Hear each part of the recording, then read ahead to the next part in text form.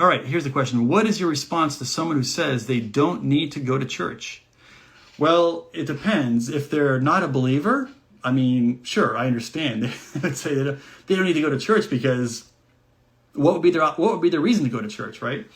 But if it's not a believer, my goal would not be to try to get them to go to church, as if that's the ultimate goal. It would be great if they went to church so they could hear the teaching from the pulpit, which hopefully includes the gospel, so they can accept the gospel, and of course that would, of course, change their life. And so I guess if they were not a Christian, you'd have to think of a reason why you'd want to convince them to come. Like, hey man, this is important to me. Would you consider coming just to hear, what is important to me and just be a part of my life? Like, so if they're a friend of yours, maybe that would be the way you can convince them to come to church.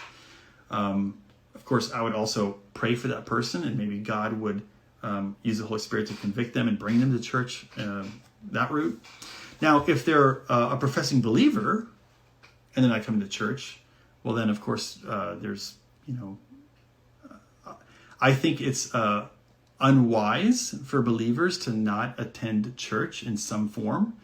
Besides the fact that it's commanded that we not forsake the assembling of believers, but just from a wisdom perspective, I think I've seen many people who have kind of been lone wolves and seen their thinking and theology not having any oversight, and they get off on really bizarre, theological idiosyncrasies that are not biblical. And so being within a body of believers can help protect you from that. I think it's far more enjoyable to be with other believers. And if you truly love God, if you truly love Christ, then I would expect that you would love the bride of Christ as well.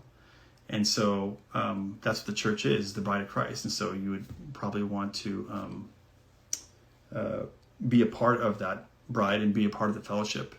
Not to mention, being a part of church and a church community will help you to hold you accountable.